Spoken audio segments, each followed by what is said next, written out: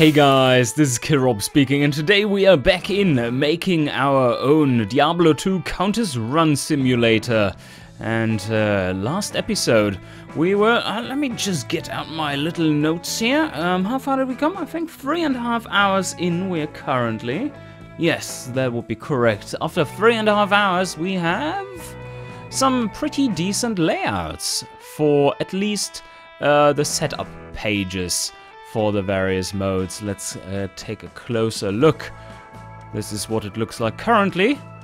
And let's show you the other one as well. This is the just one repetition version of it, where you select the number of runs, and this is where you select certain runes to find. And, of course, all the difficulties and yeah, the 2 modes that can be selected, and the simulate button. And today it is time for the results. I need to find some kind of decent layout to represent the results once they are done, but also the process while the simulation is running. That is another big thing. That needs to be rather appealing, because that is half the fun, I believe. Just like doing Countess runs, or just runs in general, the process of discovering things is what is really, really interesting, or rather gives you those dopamine spikes. And let's see if we can recreate this in the Countess run simulator as well. I doubt it, but why not give it a shot, right? But first things first, after finishing the last episode, I thought like, oh, I have an actual good solution for this here. Runs and this. We just reduce this selection to 3 different things. So I'm going to remove all that and move them in a better location, and then have on this screen the plus minus buttons around here and remove it from there. Simple enough. Yes, definitely. Problem solved. Now we have the main selection for the simulation down here with the simulate button, and that is the same with the run mode, number of runs. Okay, much better. Makes much more sense from a UI standpoint, and I think now there's nothing more that I can do before I actually need to get into this. How do we present the results while running as well? And I think it is probably best if I finish making one of the modes first, and then copy over whatever I found works to the other draft, and then make that happen.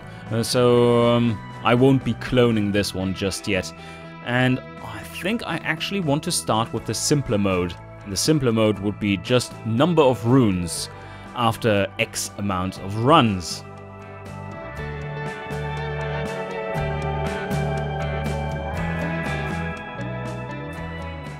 I'm just noticing after doing all that stuff, it's probably better to just copy this spread and then remove the not required parts like this down here, and just switch that up.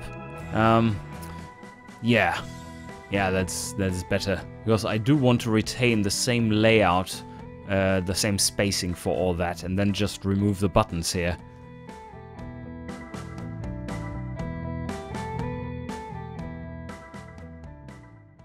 Alright, so now I have this fresh spread, and I've removed these buttons. And from last episode, I already had made up a few stats I want to be showing on here. I think we can sort those into something that has a progress to it, and other things that are just pure stats. Let me see if I can color them accordingly. It looks like in the simpler mode, the only thing we really want to keep track of is or as a progress bar, is the number of runs. That makes perfect sense, of course. This is basically the same thing as the number of repetitions later on, and that is what you set in this low bar here. That needs to be a progress bar. And the rest can be stats, and those stats could be shown here to the side.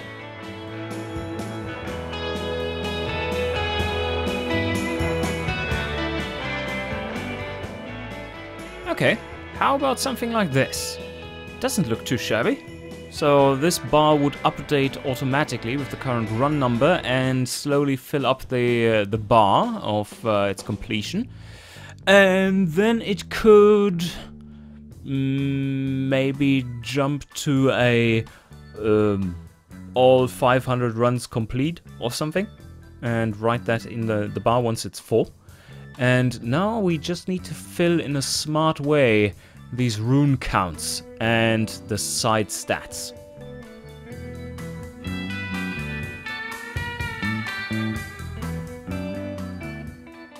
Okay, I think I found a solution that is compatible to insane numbers of runs as well, and doesn't look too shabby.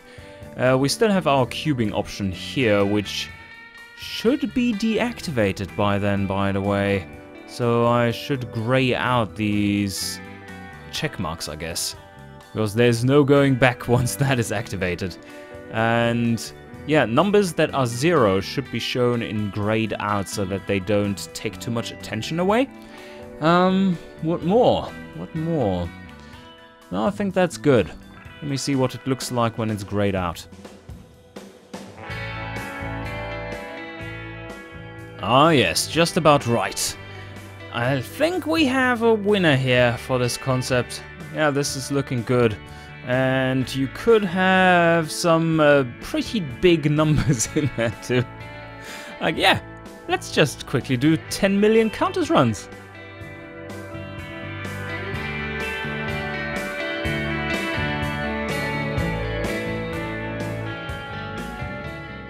Alright, it could be something like this. Now we have some stats at the side. The estimated times it takes, how many runes you've found, and the number of cubings, and the simulation time. Yeah, it might be alright. Also, if we need to, when we later on discover that we want to add a bit more information, that should not be an issue, because what we can do then is... Why can't I select this? Oh, is this blue? Yeah, blue layer. Okay, then we can just go like that, and we can put some more stats on there without breaking the UI flow.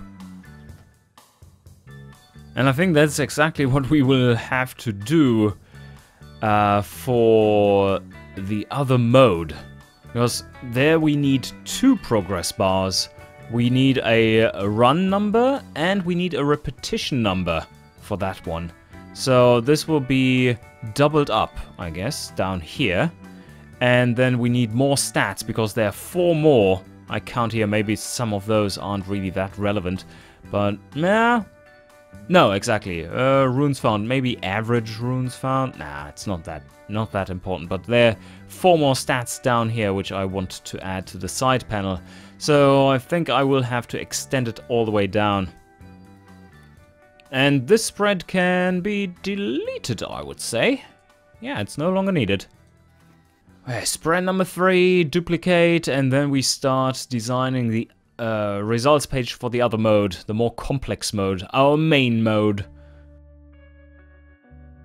I'm just making sure that everything is somewhat aligned. Let's see, this one could align with the top of that box over there, and the bottom of this one here. Yeah, looking good. So now we need the repetition number probably needs to be on top, because that's the main one.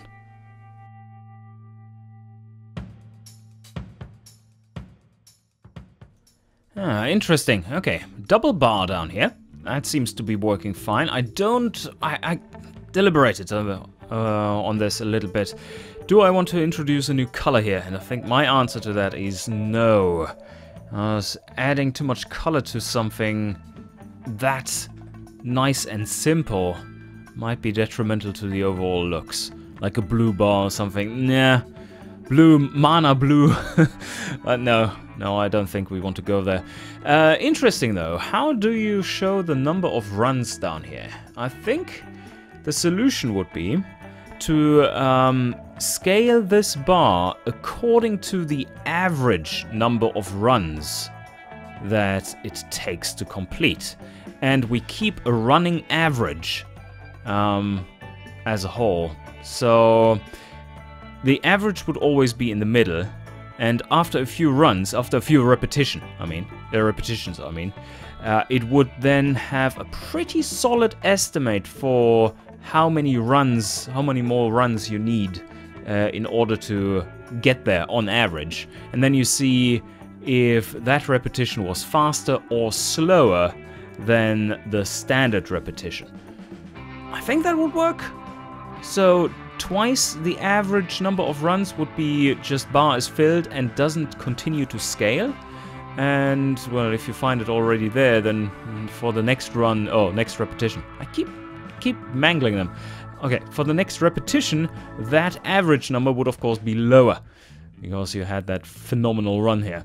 But now let me put in these things, which I don't even remember what they were, in this table and throw away some of the irrelevant things.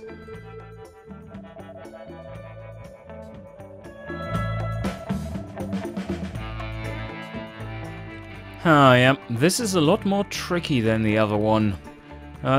There are not so many things we need on here, and I've thrown out a few things as well. They are just not relevant, or not relevant enough for the little amount of space we have here. And what we really wanted to get going was the kind of mechanic where you select what kind of confidence interval you want to have. Like if you want to be 80% sure that you find all the runes, or 30% sure, and so on, and what that results in for times. So we do need some kind of selection for that. And I think that needs to go on top, like average number of runs, or average/mean number of runs, and then some kind of selector for how certain you want to be. So that would kind of break UI a little bit. Maybe I do need to make a section up here or down here where you actually have the UI where you select things and the rest is just standard data. And considering the other mode has all its data up here and nothing down here, maybe we should have the selection for what kind of confidence interval you want down here, and then that affects all the stats up here.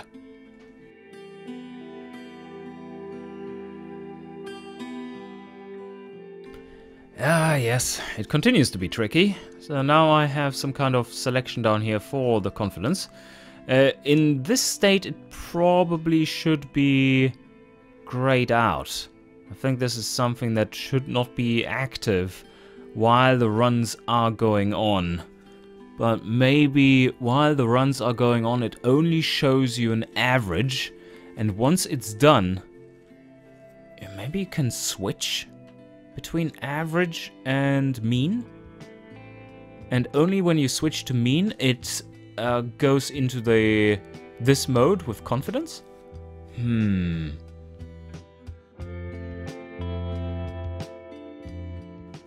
Okay, just a few more little changes. I think it does look better when they are on the bare, semi-transparent area like this. It's a nice, simple framing going on there. Let me change this as well, and then we get back to where we were. One sec. I also changed it down here. Makes it look a little bit more fancy, I think. Look at that. Rather pretty. Very simple, but pretty. Alright, so here we go. This is definitely the fullest page, but it's looking good. Alright, what is the solution to all this? Well, while the simulation is running, we are only showing... This will be locked. This is now the mode that would show after this is all done. Like these bars are both full, or... Well, this one not necessarily, but this one is full. And this one has run its course. And then it would show this selection down here. Whoa, don't move the button, Killer Rob. It would be the average being the default setting, And then you can switch to the mean mode. And then once you switch to the mean mode, this selection unlocks. And you can set your confidence interval. And then you get a switch over here, which then shows you, instead of average number of runs, it shows mean number of runs. And switches the text out and shows you the accurate information for what you've selected down here. I think that works. I hope it doesn't get too slow. I might have to look into some more efficient sorting algorithms for that. I do have some smaller clues of what one could do. I mean, while we are running, we already have an average.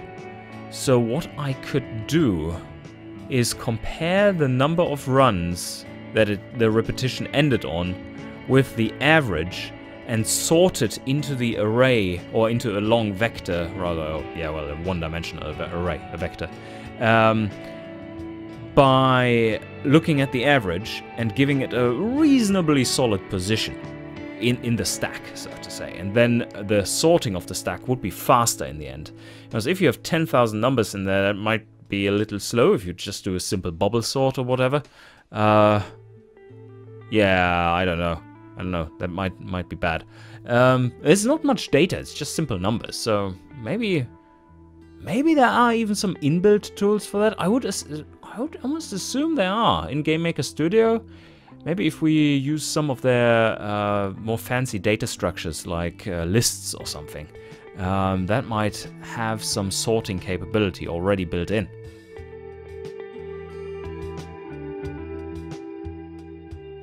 Alright, looking over this whole thing, I'm rather pleased with how it turned out. I think this is very workable from a design layout perspective. It's not very hard to make. The only thing I would change is give the title a bit more color, like I do for my Countess and Diablo 2 videos, so that it is red and yellow in color scheme.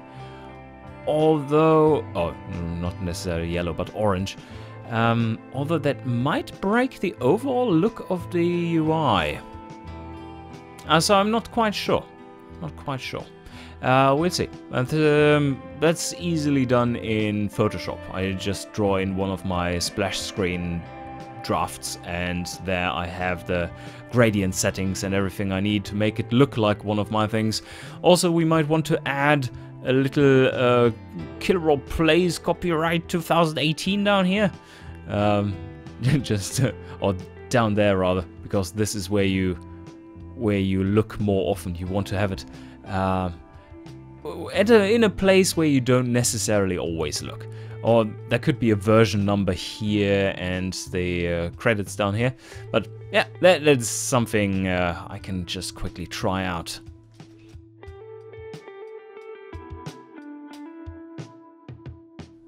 Alright, that kind of fits. It's not super duper important. But anyway, that is all looking pretty great. And the next steps, yeah, let's think about those. So I do want to make certain that these assets are usable. So I'm going to go through some of the alignments and sizes.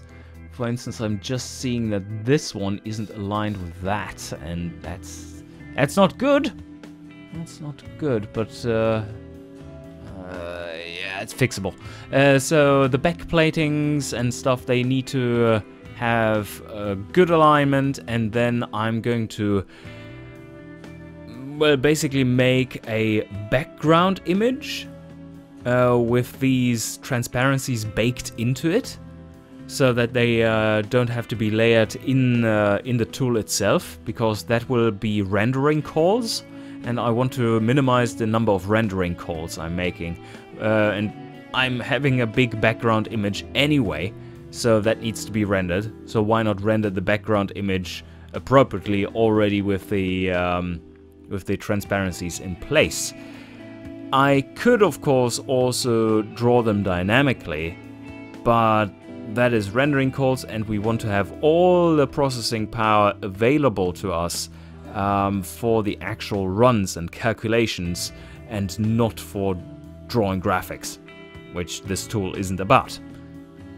Then I will also have to do some export versions of all these buttons. The text also, by the way, because it has special effects on it, I can't make in the Game Maker Studio itself.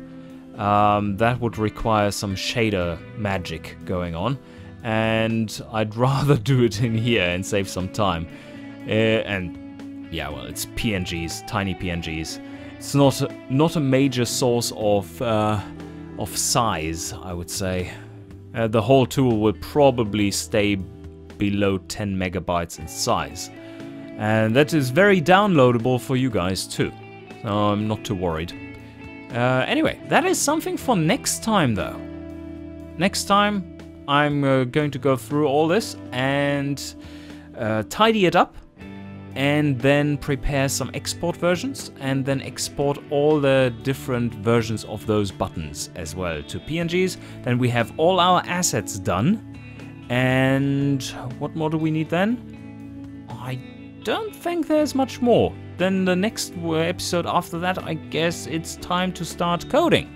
And the first step there would probably be to do a no UI version of some of the calculations, just to see if they are working and to get the data structures right. And once that is done, we start hooking up UI and put it all together. Alright, that's it for today. I hope you enjoyed, and see you guys next time.